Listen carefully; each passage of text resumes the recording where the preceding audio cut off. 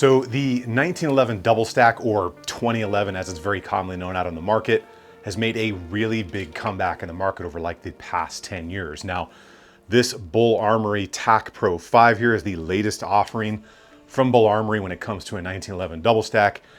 And it really has just about every option you could ask for in a modern hammer-fired pistol. BUL Armory has made several changes to their lineup, not only in name, but the options they come with recently, all of which was by like consumer or prospective buyer demand. Case in point, as you see the new Tac Pro 5 right here, looks just a little bit different from the old Tac SAS2 model.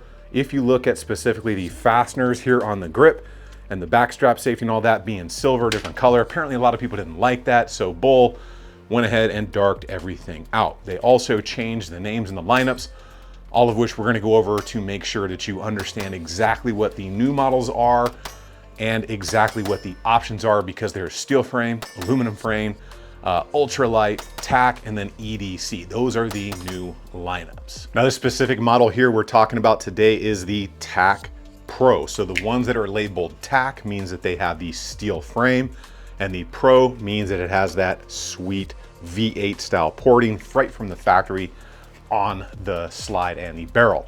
Now, the EDC lineup will be much more like this one, except for the new blacked out fasteners. It is an aluminum frame, so it's much lighter, hence the name EDC. And then you have the ultralight version, which is the really chopped down small guy like this one right here. You just can't help but love the little guy. It's almost like a mini-me. It just completes you. You complete me. I love you. And I will say, when it comes to the Pro model with that porting, it makes a huge difference. Dare I say, it's almost like cheating.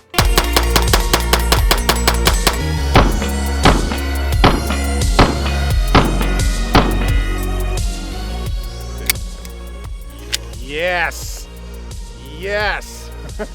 I do have full reviews up on the ultralight version and the EDC aluminum frame version up on the channel already. You can check those out. And if you see anything you're interested in today, it's all going to be linked at the parts list or build list down in the link in the description. And if you guys are watching this on your TV, which a lot of you are, I'm going to put a little QR code up here so you can pause the video, scan that with your cell phone, and you can go get further information on not only those other pistols, but the optics and everything else that you'll see in the video. Let's go ahead and talk about the performance, and oh, was the performance something to talk about. So I've been running so much striker stuff lately that when I get a chance to run something like this Tac Pro here, it just puts a massive smile on my face. And I have been very impressed with the products that BUL has been putting out recently in the double stack 1911, the hammer fired market. It's just really solid stuff, especially for the value you get compared to other things out there in the market. The recoil is just stupid easy to control on this model for two big reasons. The frame is steel. It's gonna soak up recoil better than aluminum or polymer. And the barrel has that V8 porting from the factory, which again, it's flat out like cheating. And when it comes to porting, there's a lot of people out there that say, oh, if you have to shoot that in a dark environment or at night or in a room, it's gonna blind you and you're not gonna be able to do anything. That is absolute fuddle door by the king of the fuddle dome, and that just needs to go away. I've run compensated pistols at work, I've run them at night, I've run them under night vision, I've run them a lot, and I'm gonna tell you right now, all of that is an absolute myth. You've been lied to. Porting is awesome as long as it's reliable, and we're gonna get to that here in a minute. The controllability is just top notch. That porting combined with that aggressive yet not abrasive grit texture on there, and the mag wall on the bottom just gives you an extremely solid grip and an ability to control this pistol much more so than other 1911s or 2011s or double stack 1911s out there on the market. All of the controls here, everything from the safety to the mag release, it was all buttery smooth right out of the box. It was tactile yet responsive when it locked into place, and everything felt solid. The trigger here is amazing. Don't lie, you guys don't hit reloads every time either. And again, shooting mostly striker fired stuff recently, when I got to go back to this, put an absolute smile on my face. The one thing I will say, when you go back to a trigger like this, when it's like sub 4 pounds, maybe 3.5 to 4 pounds on a hammer fired rig, and you've been running striker fired stuff, you better do some dry fire, because you might get a little surprise out there on the range if you haven't at least tested that trigger out. Overall, the first day on the range with this thing, I ran just over 500 rounds through this and got it so hot that you almost could not handle the pistol. I ran 115 grain, 124 grain NATO, some Jello shots from my boys over at Badlands, which are those low power competition rounds, 124 grain self-defense, Norma self-defense ammo, Ammo Inc. self-defense, and some others, all of which we're gonna show you so you can see how this stuff ran, but the Tac Pro ate it with a smile. All right, we're gonna test a bunch of different types of ammo now. I've got a full mag of the Jello shots from Badlands Munitions. Awesome stuff right here, especially if you're a competitor, you like softer recoiling stuff. Great ammunition. And then I've got a mag loaded 5 rounds deep, each of different types of self-defense ammo. I've got Atlanta Arms in here. I've got Hornady American Gunner. I've got Ammo Inc. 124 grain. And then I've got Norma self-defense, and I will make sure I annotate those on the screen because I don't remember all the grains and everything. But I want to make sure that all of these different types of rounds are going to run through the new BUL Armory Tac Pro 5 all steel. But I also want to help you guys judge the level of recoil difference, which is why I took the light back off.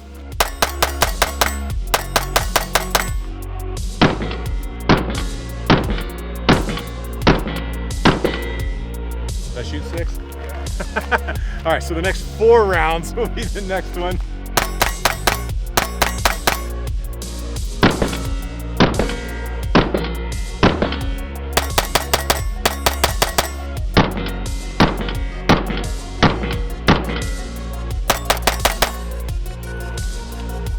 Those Norma rounds were fucking spicy. Like, I felt the difference in those.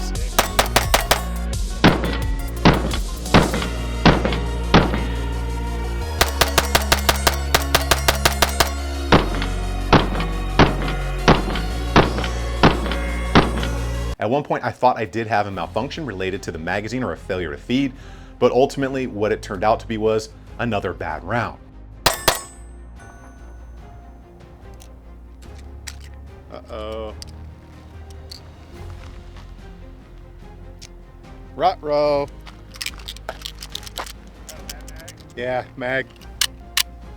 Might have just been stuck. I might have overloaded that mag, so just hitting it loosened up, so we'll see. Oh no, that was a bad round.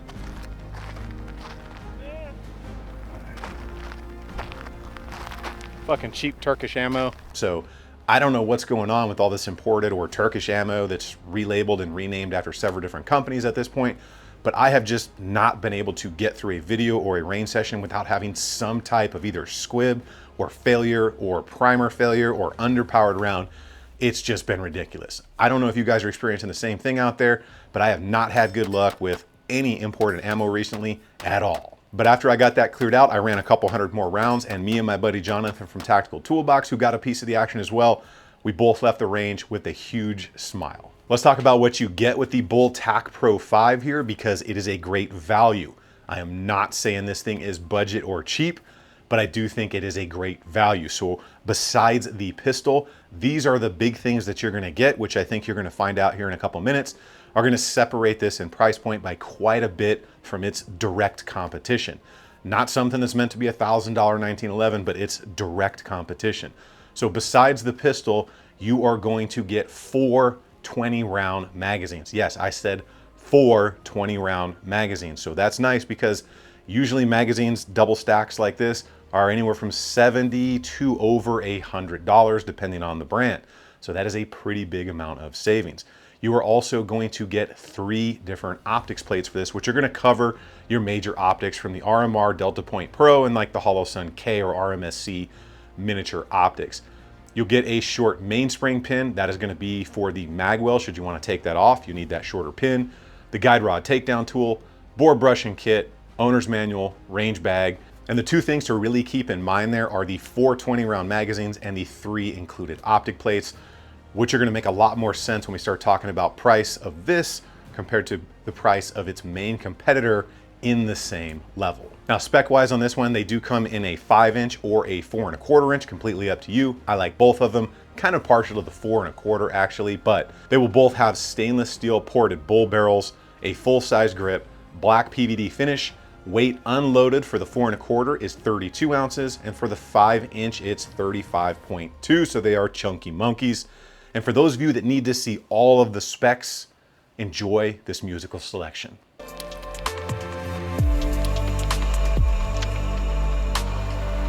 All right, now let's talk price here. So the MSRP, $24.50. Like I said, not cheap, but let's talk about the value here. Remember, 4 20-round magazines, 3 optics plates included, and you get a really great double stack 1911 pistol here. So in this class, its real competition is, you guessed it, the Staccato P, right? A lot of people say, oh, the Staccato is $2,400 too.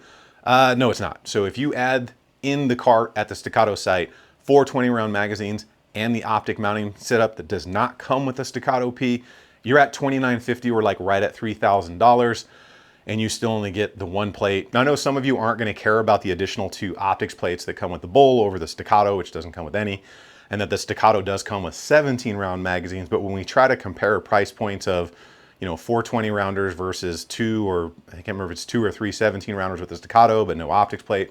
So you're gonna spend several $100s more at least. And when we're comparing these things, I know there's a lot of more budget-friendly double stack 1911s or 2011s or whatever people are calling them, because 2011's owned by Staccato. I've tried a lot of them, right? The $1,000 below mark, there's just not a lot of great values. People are having a lot of cycling issues. There's a lot of issues with them out there. I will have more coming in soon for the channel, but I haven't found one that I would really trust with my life out there in the world.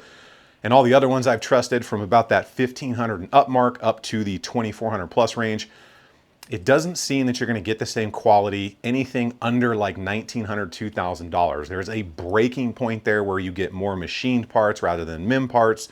And just the overall build quality is better, especially when you're talking the difference between a steel frame and an aluminum frame, a bull barrel versus a bushing, but there's all the different things you can go into. It seems to be that you've got to get above $2,000 to get the really nice stuff that's like really trustworthy out there in the market. Once you get below that, it's kind of a crapshoot. There are a couple of standouts, things like the Platypus, which is awesome. It takes Glock mags. They've got one that takes SIG mags. I've got one here. I love that thing. And the Prodigies have done pretty well. Some people had some problems, other people didn't. I've got a couple of those. They've worked out great.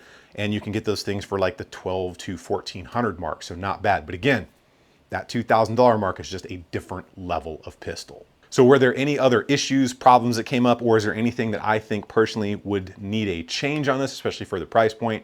Because like, again, I said, it's a value, but it definitely is not cheap. And nobody gets a free pass on the channel, no matter whether the gun comes in for free or I have to buy it. Doesn't make a difference. And yes, BUL did send this in to test out for the channel.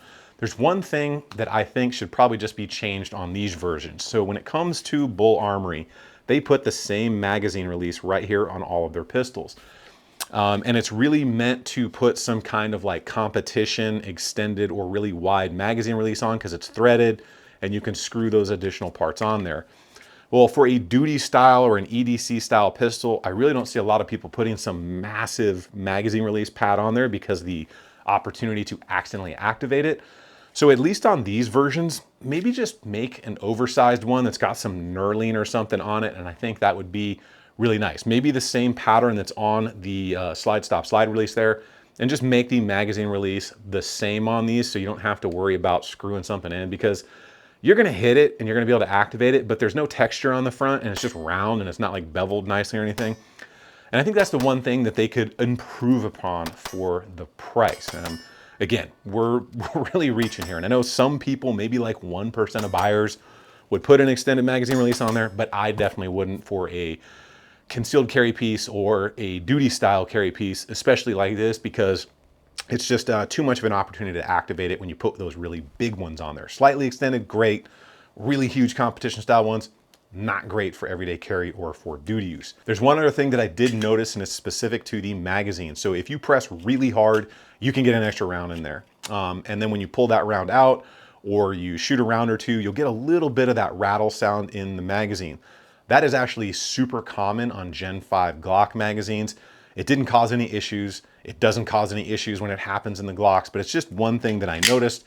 And when you hear that, you kind of like, oh, is that my magazine? You kind of know what it is once you've heard it, and you kind of like rattle, or you hit the magazine on something and it goes away. There's AR mags that do that too.